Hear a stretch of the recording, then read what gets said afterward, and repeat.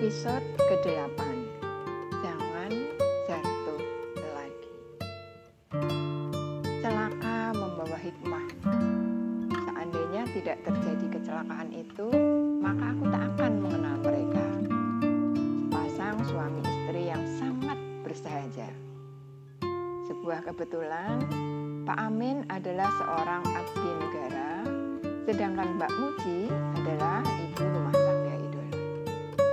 Karena pertolongan Pak Amin lah, maka aku bisa berkenalan dengan Pak Amin dan Mbak Muji, istrinya. Berawal dari tanya jawab tentang identitas kami masing-masing, kemudian berlanjut kemana-mana. Sambung menyambung tak ada habisnya. Tentang asal-usul, tentang tujuan, tentang orang-orang yang berkumpul, polybag, juga latihan tari, dan penari-penari yang berlatih di pendopo rumah ayah Pak Amin. Juga tentang himbauan dari Bu Lurah agar setiap keluarga membuat kebun dan kolam keluarga. Maksudnya, agar kebutuhan pangan tersubsidi dari kebun sendiri. Walaupun dalam kegiatan tersebut ada juga subsidi bibit dan polybag dari kelurahan. Ya, karena bicara dengan seorang reserse, maka secara tidak langsung beliau mencoba menelisik kami lebih dalam. Omong punya omong, ternyata beliau adalah teman karib kakak sepupuku yang menjadi abdi negara juga. Bahkan mereka pernah bertugas dalam satu markas. Beliau juga banyak bercerita tentang kakakku yang paling ganteng sedunia itu. Kata mama lo ya, budiku. Salam saya buat Pak Gun ya, Mbak, kata Pak Amin pada waktu itu saat kami hendak pulang. Nggih, Pak, besok kalau jumpa saya sampaikan salamnya. Besok main ke sini lagi ya Mbak Gendis, Mbak Dita, agar saya antar ke air terjun. Dekat rumah simbokku itu Mbak, kita jalan kaki saja ke sana. Kalau naik motor cukup jauh dan medan sulit, kata Mbak Muji tak mau kalah memberikan tawaran pada kami. Baik Mbak, akan saya agendakan lagi. Kalau diizinkan, saya juga ingin berkenalan dengan penari-penari angguk yang cantik-cantik di sini. Tadi aku sempat mencuri pandang mereka yang sedang latihan di rumah samping. Penarinya gadis-gadis cantik.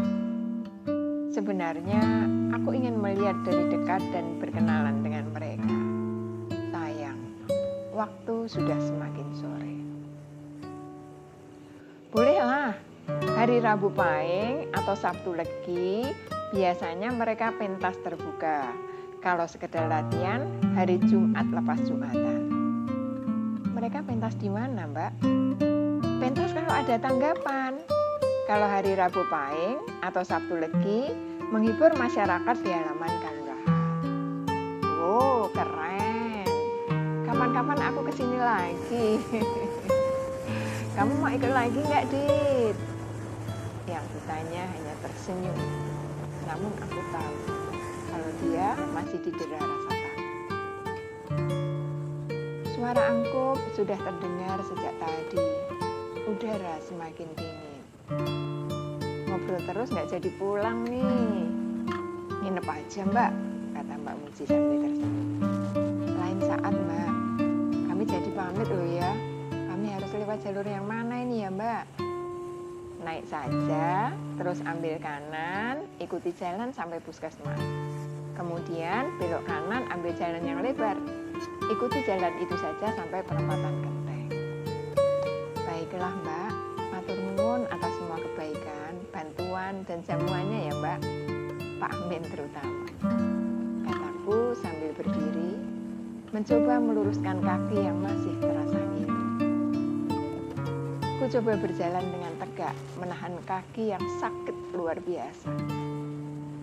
Kuberikan senyum terbaikku. Sami-sami Mbak, selamat jalan. Hati-hati, semoga selamat sampai di rumah. Amin. Kulihat Pak Amin melambaikan tangannya ke arah pemuda-pemuda yang duduk di seberang halaman rumah samping. Mereka mendekat. Man, tolong antar mbak-mbak ini ke jalan raya ya. daripada bingung mencari arah, kata Pak Amin. Pakai motorku saja, sekalian belikan bensin, katanya sambil menyerahkan kunci kontak dan uang. Nggih Pak, tumbas teng pom bensin apa Pak? Tanya Firman dengan tersenyum. Cedak puskesmas wae. Nggih. Mas Yu? Yang ditanya menggelengkan kepala, kemudian pelan pergi tanpa suara.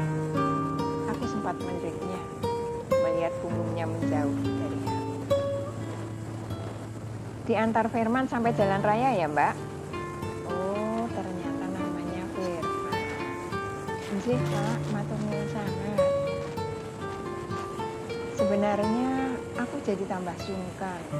Sudah merepotkan, tapi masih tambah merepotkan lagi. Namun aku tak menolak. Konsentrasiku yang utama adalah pada rasa ngilu di kakiku yang amat sangat.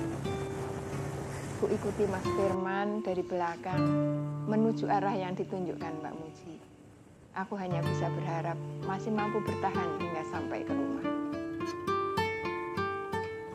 Sampai di depan puskesmas, aku belok kanan, melewati pertokoan dan beberapa warung. Di depan sebuah warung penjual gorengan penuh pembeli. Aroma pisang goreng sungguh menggoda. Mau Dit? Tanyaku sambil memperlambat laju kendaraan. Ingin mencairkan suasana. Sejak kejadian tadi, dia lebih banyak diam dan sering memandangku dengan aneh. Sempat kutanyakan juga padanya, ngapain lihat-lihat gitu? Aku makin cantik ya?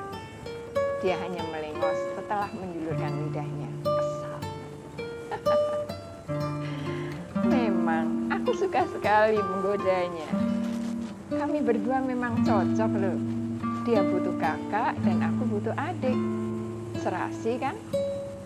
Maulah, sautnya kemudian. Turun Ki. Kok aku? Ya kamu lah, kan kamu yang mau. Dasar jahat, katanya sambil melotot. Aku tertawa melihatnya seperti itu.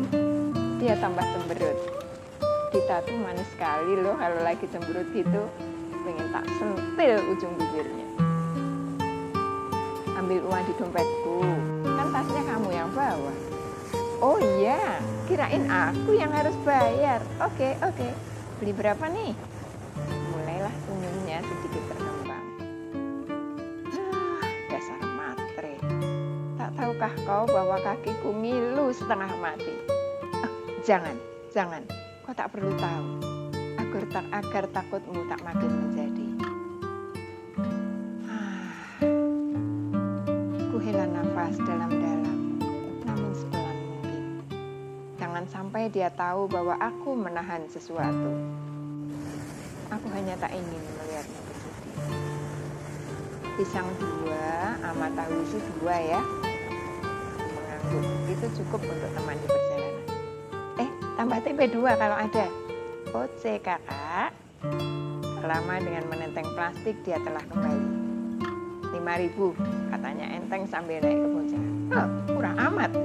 Namanya juga di desa. Padahal pisangnya utuh-utuh loh. Sip lah. Masih anget kan? Panas malah.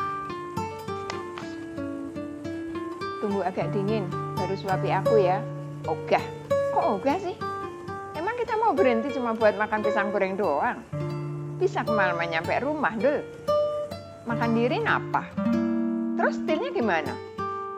Kita diam tak menyahut. Jalanan sepi. Serasa kami adalah pemilik tunggal jalur ini. Jalan yang mulus dan lebar. Jalan yang sunyi. Jalan kami jarang bertemu kendaraan lain. Untung saja kami masih bisa melihat jajaran polybag berisi sayuran di kiri kanan jalan. Udara semakin dingin, suasana semakin gelap, pacu kendaraan lebih cepat. Ingin segera sampai di dataran rendah. Beberapa tikungan dan turunan kami lewati. Tak terdengar suara Dita. Tak kurasa juga dekatan tangannya di pinggangku. Kulirik dari spion. Masya Allah, dia mengunyah dengan nikmatnya pisang goreng yang tadi tanpa mengingatkanku. Dit, Ngunyah. Lupa. Dia menggoyangkan telapak tangannya. Mulutnya masih penuh mengunyah pisang. Lalu dia berusaha menyuapkan secuil pisang goreng ke mulutku. Katanya. Aku mau tahu isi. Dia kembali menyuapiku dengan tahu isi. Sekali, 2 kali. Dan yang ini ketiga kali. Aku mengunyah dengan nikmat. Dita! Mendadak ku pinggirkan kendaraan. Telingaku berdenging. Rasa pedas yang menyengat memenuhi mulutku. Menempel erat di lidahku. Dita memang gila. Ku cubit padanya. Dia mengadu-adu, kemudian tertawa terbahak-bahak. Diberinya aku sesekotak susu coklat yang tinggal setengahnya. Gila kok, Dit. Dita menceplik, meleletkan lidahnya. Aku sempat melupakan ngilu di tulang keringku karenanya. Saat sebuah vario hitam berjalan pelan di sampingku, pengemudinya sempat berkata, "Sudah sore." Kemudian berjalan pelan mendahului dengan menjaga jarak.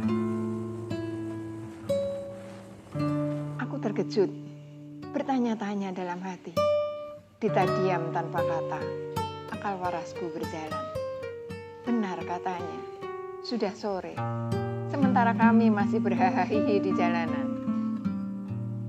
Kembali kami berjalan. Suara angkop kian jelas. Dingin kian menggigit, walau hari belum petang. Motor terus melaju. Di tikungan depan tak kulihat lagi vario hitam tadi. Batinku lega, aku kembali berpacu. Dita erat memegang pinggangku. Sepertinya sudah hampir sampai ke bawah. Suasana terasa sudah lebih terang. Di hamparan sawah yang luas, kami berpapasan dengan beberapa motor yang melintas. Aku mengurangi kecepatan. Sudah menjelang perempatan Kenteng. Pas lampu merah yang menyala, aku berhenti merapatkan jaket. Sebuah vario hitam berhenti di sebelah kananku. Perlu ditemani? Spontan aku menoleh. Sebuah senyum tipis menatapku. Tatapannya. Aku terpaku. Tak ada kata yang terucap. Jantungku berdentam lebih keras. Kurasakan pelukan Dita kian erat. Dia meletakkan kepalanya di punggungku. Ku kembalikan pandangan ke depan. Mencoba mengacuhkannya. Aku tahu hari sudah sore dan jalanan sepi. Semoga dia tidak berniat jahat. Kalau dia melakukan kejahatan, aku tinggal menelepon Pak Amin, biar beliau yang mengambil tindakan. Dia tetap menjajariku, mengikuti arahku. Kalau aku menambah kecepatan, dia pun begitu. Akhirnya aku mengalah. Berjalan dengan kecepatan yang stabil. Jangan-jangan dia mengikuti sejak dari atas ya. Wah, kemana harus kututupi maluku? Berarti dia juga tahu saat kami makan di jalan, saat kami teriak-teriak. Aduh, mukaku memanas, mungkin sudah merah. Untung tertutup kaca helm. Semoga dia tak melihatnya. Sampai di lampu merah ngeplang, kami berhenti menunggu lampu hijau menyala. Selamat jalan, hati-hati ya, jangan jatuh lagi. Aku hanya melirik, senyumnya mengembang. Segera aku buang pandanganku, malu. Untung lampu hijau segera menyala.